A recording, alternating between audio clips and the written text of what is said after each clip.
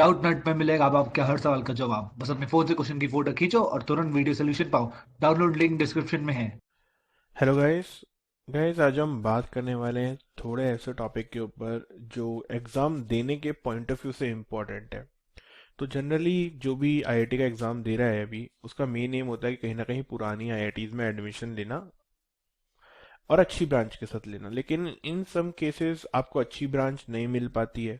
तो ओवरऑल सभी केसेस में अगर टॉप 7 या फिर जो हमारी पुरानी आईआईटीज हैं उनमें एडमिशन लेना है तो आपको जेई एडवांस में कितना जो मार्क्स है, मतलब जो आने वाले जो बच्चे हैं जो अगले साल देंगे या अभी जो मॉक टेस्ट दे रहे हैं या जिनका इस साल एग्जाम है, वो कितना मिनिमम मार्क्स एक अपना थोड़ा सा टारगेट करके चले कि उनका जो एडमिशन है पुरानी या फिर क्या बोलते हैं जो हमारी टॉप आईआईटीज हैं उनमें समहाउ एक अच्छे चांसेस रहे उसके। एग्जैक्ट नंबर तो यहाँ पे कुछ नहीं होता है, ऑब्वियसली पेपर का डिफिकल्टी लेवल ऊपर नीचे होता है, बट पिछले कुछ साल के ट्रेंड के हिसाब से परसेंटेज मार्क्स के बेसिस पे हम यहाँ पे बात करेंगे। तो देखिए, तीन टाइप की ब्रांचेस होती हैं, आईटी ब्रांचेस, बाकी कोर ब्रांचेस या फिर किसी भी ब्रांच में एडमिशन मिल जाए।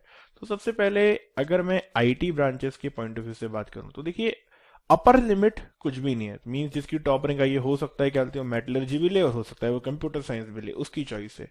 बट इन जनरल जो आईटी ब्रांचेस होती हैं जैसे हमारी कंप्यूटर साइंस हो गई, ईसी हो गई या फिर क्या बोलते हैं आईटी हो गई, इनकी जो क्या बोलते हैं कट ऑफ जो आपकी रैंक्स जाती हैं, जनरली जिन बच्चों के मार्क्स मतलब रैंक जो होती है वो 2000 2500 के अराउंड तक आती है, उनके अराउंड होती है।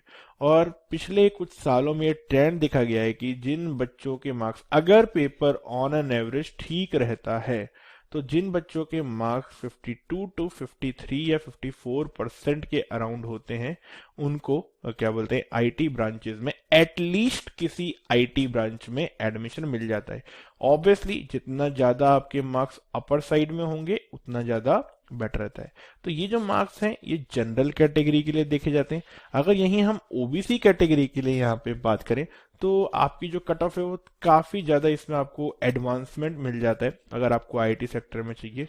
तो जिन बच्चों के मार्क्स 45 टू 46% भी होते हैं उन बच्चों को भी आईटी ब्रांचेस में एडमिशन मिल जाता है अगर आप ओबीसी कैटेगरी से हैं।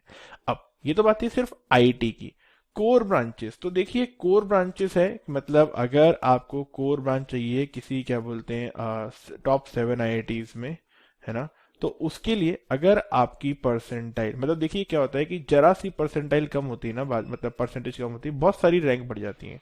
तो एटलीस्ट आपको around 48 plus percentage marks general category से स्कोर करने ही करने पड़ते हैं, तभी क्या बोलते हैं कोर ब्रांचेस में एडमिशन मिलता है।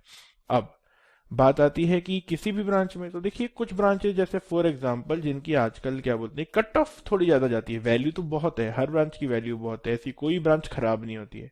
बट जैसे फॉर एग्जांपल जीटी है, जीपीटी है, मेटलर्जी है, बायोटेक्नोलॉजी है, MSc chemistry, MSc physics, pulp and paper, और भी बहुत सारी ब्रांचेस हैं जिनको रिलेटिवली लोग उतनी वैल्यू नहीं देते हैं, बट ऑब्वियसली हमारी ओल्ड आईआईटीज में है, इनकी अपनी एक इम्पोर्टेंस है। तो उन ब्रांचेस की कट ऑफ कम जाने की वजह से 6000 पौने 6000 तक पे भी वो ब्रांचेस मिल जाती हैं। तो जिन बच्चों के मार्क्स अराउंड 45% प्लस होते हैं उन बच्चों को वो ब्रांचेस मिल जाती हैं। अब एक चीज है, जैसे मैंने यहाँ परसेंटेज लिख रहा हूँ तो ये जनरल देखा गया है, मतलब अगर हो सकता है इस बार आपका पेपर बहुत ही ज्यादा इजी आ जाए तो ये नंबर आपके ऑब्वियसली थोड़े से बढ़ जाएंगे, और अगर आपका पेपर बहुत ज्यादा डिफिकल्ट आ जाता है तो उस केस में थोड़े कम हो जाते हैं। बट अगर आपका पेपर जिस तरीके का on an average paper set किया जाता है या किया जाता रहा है, एक आधा साल छोड़ दो जब बहुत ज्यादा डिफिकल्ट पेपर आ गया है, तो अगर 360 में से, मतलब अगर आप आईटी ब्रांचेस में एडमिशन चाहिए तो आपको अराउंड 190 प्लस का टारगेट रखना चाहिए, मतलब, और कोर चाहिए तो आप अराउंड कम से कम 180 का टारगेट रखो। और किसी भी ब्रांच में अगर एडमिशन चाहिए तो 160 मार्क्स तो आपको चाहिए ही चाहिए, बिकॉज 20 मार्क्स में आपकी 2-3 हजार रैंक पीछे आराम से हो जाती है। तो इन चीजों का आपको ध्यान रखना है, ठीक है।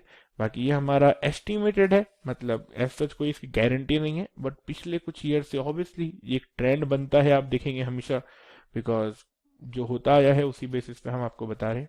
होपफुली एग्जाम 27 तारीख को इस बार है, अगले साल भी होगा। आप बस अपने एग्जाम को परसेंटेज स्कोर देखिए कितना आप कर रहे हैं, उससे आपको बहुत बढ़िया रहेगा। फ्री पीडीएफ डाउनलोड करने के लिए डाउटनेट ऐप इंस्टॉल करें और फिर अपनी प्रोफाइल पर क्लिक करके डाउनलोड एंड शेयर पर जाएं और मनचाही पीडीएफ डाउनलोड करें।